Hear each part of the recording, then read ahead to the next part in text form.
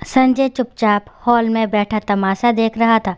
दोनों देवरानी जेठानी आपस में लड़ रही थी। आज उसकी पत्नी मेघा चुप होने की वजह बराबर बोल रही थी, लेकिन मजाल संजय एक शब्द भी बोल गया हो। देवरानी विनीता गलत होते हुए भी अपनी गलती मानने को बिल्कुल भी तैयार नहीं हो रही थी।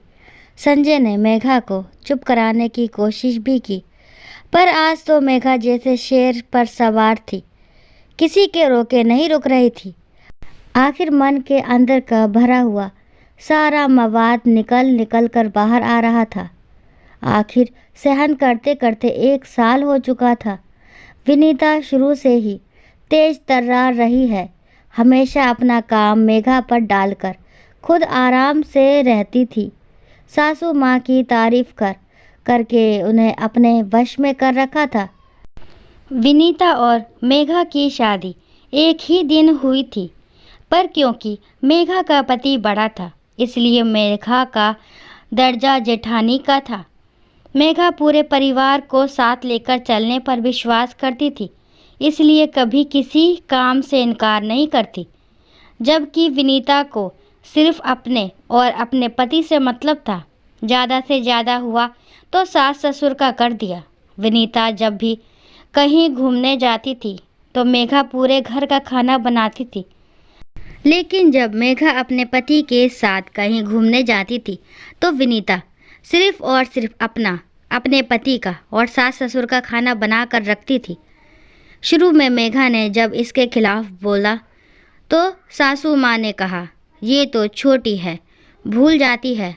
उसे लगा कि तुम बाहर से खा कर आओगी, बाहर से सूखे कपड़े भी उठाकर लाना होता है। तो विनीता हमेशा सबके कपड़े ले आती, पर मेघा और संजय के कपड़े उठाकर नहीं लाती।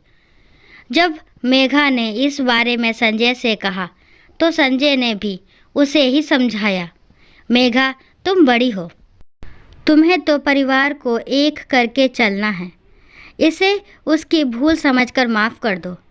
संजय की आदत थी कि वो हमेशा मेघा को ही समझाता था, पर कभी मेघा के पक्ष में नहीं बोलता था, जबकि वो अच्छी तरह से जानता था कि मेघा गलत नहीं है। पर बड़ा बेटा, बड़ी जिम्मेदारी की सोच वाला संजय गलत और सही में गलत का ही साथ दे देता, और मेघा को इस बात से बहुत दुख होता था। और आज भी यही हुआ। मेघा और संजय आज मेघा की बुआ से मिलने अस्पताल गए हुए थे। पीछे से विनीता ने अपना और अपने पति और सास ससुर के लिए खाना बना लिया, लेकिन मेघा और संजय का खाना नहीं बनाया। मेघा जब अस्पताल से आई तो उसे बहुत ज़ोरों से भूख लग रही थी, लेकिन घर आकर देखा तो खाना ही नहीं था, क्योंकि सब लोग खाना खा चुके थे, इसलिए पीछे कुछ बचा नहीं। मेघा ने जब विनीता से उसके कमरे में जाकर इस बारे में पूछा तो विनीता ने सीधा जवाब देने की जगह मुंह तोड़कर जवाब दिया, मैं आपकी नौकरानी नहीं लगी हूँ जो आप लोगों के लिए खाना बनाकर रखूँगी।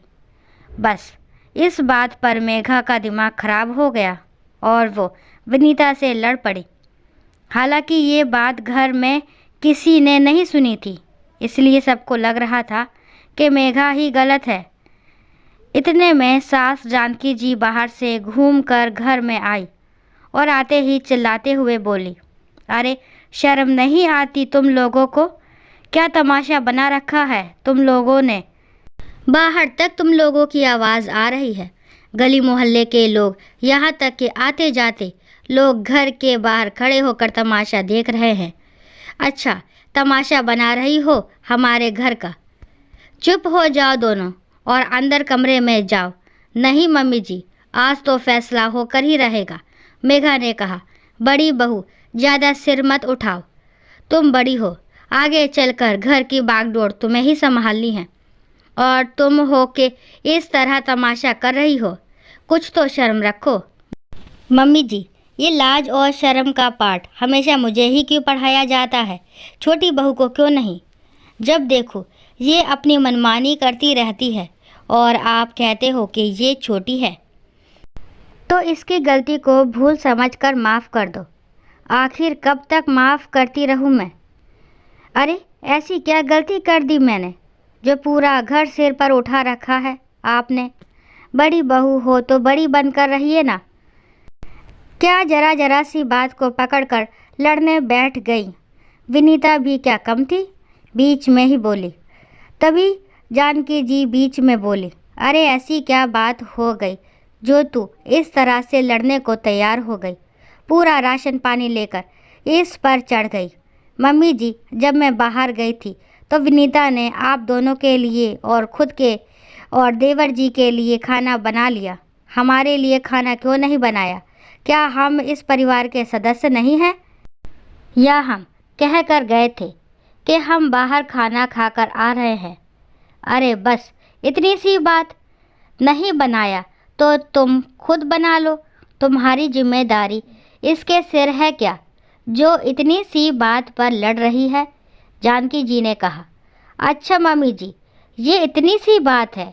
जब ये लोग कहीं जाते हैं तो आप मुझसे पूरे घर का खाना बनवाती हो, लेकिन जब मैं और मेरा पति कहीं जाते हैं तो ये लोग हमारे लिए खाना तक नहीं बनाते। इसे आप परिवार कहते हो? मेघा ने कहा, हे भगवान, आज क्या दुर्गा सवार हो गई है इस पर? संजय, तू कुछ कहता क्यों नहीं है? भला इतनी छोटी छोटी बातों पर लड़ते हुए अच्छी लग रही है ये? जानकी जी की बात सुनकर संजय अपनी जगह से उठा और मेघा के पास आकर बोला, मेघा, क्यों तुम छोटी सी बात का बतंगड़ बना रही हो? 4 रोटियां सेकने में तुम्हें क्या जोर आ रहा है जो बेवजह पूरे घर का तमाशा कर दिया? बस पतिदेव, आज आप कुछ नहीं बोलोगे। जब देखो तब आप इन लोगों का पक्ष लेते हो। मेरे लिए बोलते हुए तो आपकी जवान को लकवा मार जाता है। हर बार मुझे ही झुकने को कहते हो, पर इस बार नहीं। इस बार ना तो मैं झुकने वाली हूँ और ना ही माफ़ी मांगने वाली हूँ। चाहे तो अब इस घर के 2 हिस्से ही हो जाएं, कहकर मेघा कमरे में चली गई। जानकी जी ने छोटी बहू की तरफ देखा, पर विनीता वो कहाँ झुकने वाली थी। वो भी मुंह मोड़कर अपने कमरे में चली गई। आखिर संजय ने बाहर से ही खाना मंगवाया, पर आज जानकी जी को ये बात अच्छे से समझ में आ गई कि अब ज़बरदस्ती दोनों बहुओं को एक जगह रोक कर रखना नामुमकिन है, क्योंकि कोशिश सिर्फ एक बहू करती है, दूसरी को तो कोई लेना देना ही नहीं। भलाई इसी में है कि इन लोगों को अलग अलग कर दिया जाए, ताकि रिश्तों में जो थोड़ी बहुत मर्यादा बची है वो रह जाए। आखिर कुछ दिनों बाद उन्होंने अपनी दोनों बहुओं को अलग कर दिया, पर वो खुद अपने बड़े बेटे बहू के साथ ही रही, क्योंकि उन्हें छोटी बहू की चालाकी और जुबान दोनों का अंदाज़ा था।